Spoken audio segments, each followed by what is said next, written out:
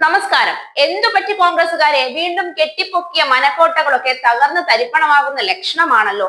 തോൽക്കാൻ മാത്രമായി കോൺഗ്രസിന്റെ ജീവിതം പിന്നെയും പിന്നെയും ബാക്കി. മോദി ഭരണത്തെ നിങ്ങൾ എത്ര കണ്ട് ചെളിവാരി എറിയുന്നുവോ അത്ര കണ്ട് നിങ്ങളുടെ പ്രതിച്ഛായയ്ക്കുമേൽ ചെളി പുരളുന്നതല്ലാതെ താമര വാടുന്നില്ലല്ലോ. ഖേദിച്ചിട്ട് കാര്യമില്ല. ഒന്നും രണ്ടും കൊല്ലം കൊണ്ടല്ല ഭാരത ജനത നിങ്ങളെ മടുത്തത്. കാലാകാലങ്ങളോളം ഭരിച്ചു മുടിച്ച ഒരു ഇന്ത്യയിലെ സാധാരണക്കാരന്റെ ഏക അത്താണിയാണ് ഇന്ന് നരേന്ദ്രമോദി എന്ന ഗർജിക്കുന്ന സിംഹം. ആ തണൽ കാത്തു സംരക്ഷിക്കാനും അറിയാതിരിക്കാൻ മാത്രം നിങ്ങൾ ബോധവും ബുദ്ധിയും വിലങ്ങിട്ട് വളർത്തിയ പഴയ ഇന്ത്യക്കാരാണ് ഇന്നത്തേത് എന്ന് കരുതിയെങ്കിൽ തെറ്റി. ഭാരതത്തിന്റെ മണ്ണിൽ താമര ഇനിയും വാടിക്കരിയാനും കൊഴിയാനും പോകുന്നില്ല എന്നു തന്നെ. വോട്ടെണ്ണൽ പുരോഗമിച്ചു കൊണ്ടിരിക്കുമ്പോൾ ഡൽഹിയുടെ ഭരണം BJP തന്നെ എന്ന കാര്യം ഏതാണ്ട് ഉറപ്പാകുന്നു.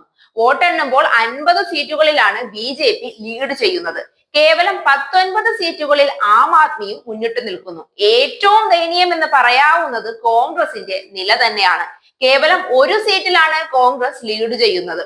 എടുത്തു പറയേണ്ട മറ്റൊരു വസ്തുത എന്താണെന്ന് പറഞ്ഞാൽ 11 മുസ്ലിം സ്വാധീന മണ്ഡലങ്ങളിൽ 9 മണ്ഡലങ്ങളിലും BJP മുന്നേറ്റമാണ് കാണാൻ കഴിയുന്നത്. അതായത് ഒരു തരത്തിൽ നരേന്ദ്രമോദി അധികാരത്തിൽ വന്നതിനു ശേഷമുള്ള ഇന്ത്യയുടെ ഭരണപരിഷ്കാരങ്ങളും വികസനവും കണ്ട ബോധത്തോടെ ചിന്തിക്കാൻ കഴിയുന്ന മതഭ്രാന്ത് തലയ്ക്ക് പിടിക്കാത്ത മുസ്ലിം സഹോദരങ്ങൾ പോലും മോദി ഭരണമാണ് ഇന്ത്യയുടെ വികസനത്തിന് നല്ലത് എന്ന് തിരിച്ചറിഞ്ഞു കഴിഞ്ഞു. ഇനി എത്ര മുറവിളി കൂട്ടിയിട്ടും കാര്യമില്ല രാഹുലെ, എല്ലാം കൈവിട്ടു പോകുമെന്ന് ഉറപ്പായി. ഇനി വേണമെങ്കിൽ ക്ഷീണം തീർക്കാൻ വല്ല മാളത്തിലും പോയി ഒളിച്ചിരിക്കാം.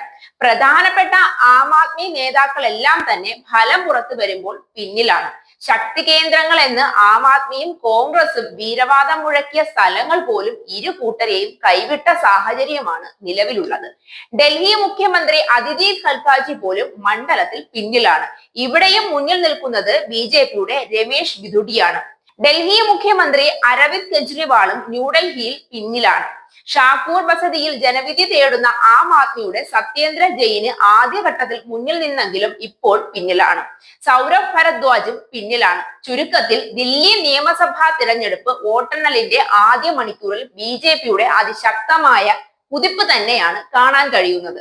മുന്നിൽ നിന്ന് നയിക്കുന്നത് നരേന്ദ്രമോദി ആകുമ്പോൾ വിജയക്കൊടി പാറിച്ചുകൊണ്ട് ഡൽഹി BJP പിടിച്ചെടുക്കുമെന്ന കാര്യത്തിൽ തർക്കമില്ല. കോൺഗ്രസ് മുക്ത ഭാരതമാണ് ഇനി കാണാൻ പോകുന്നത്. ചൂലുകൊണ്ട് തൂത്തുവാരി എന്ന് പറഞ്ഞവരെ ചൂലുകൊണ്ട് തൂത്തുവാരി പുറത്തെറിയുന്ന കാഴ്ചയ്ക്കാണ് ഡൽഹി സാക്ഷ്യം വഹിക്കാൻ പോകുന്നത്. കേരളത്തിലും കമ്മികളുടെ ചീട്ട് കീറുന്ന ലക്ഷണമാണ് കാണാൻ കഴിയുന്നത്. അടുത്ത നിയമസഭാ തിരഞ്ഞെടുപ്പോടുകൂടി കേരളത്തിലും താമര വിരിയുമെന്ന കാര്യത്തിൽ യാതൊരു സംശയവുമില്ല. ഡൽഹിയിൽ ഇനി രാഹുലിനും വിഷമം കരഞ്ഞു തീർക്കാം. ഇനി ഇതിന്റെ പേരിൽ നാണക്കേടെല്ലാം വോട്ടിംഗ് മെഷീന്റെ തലയിൽ വേണമെങ്കിൽ കൊണ്ടിട്ട് തലയൂരുകയും ചെയ്യാം. എന്തായാലും പപ്പുമോനും കൂട്ടർക്കും ഇത് 8ന്റെ പണി തന്നെയാണ്. അല്ലെങ്കിലും അങ്ങാടിയിൽ തോറ്റാൽ അമ്മയോട് തന്നെയാണല്ലോ. ഇനി എന്ത് ചെയ്യും രാഹുലെ?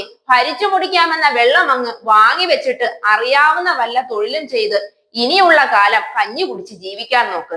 നട്ടലുള്ളവർ ഭരിക്കട്ടെ.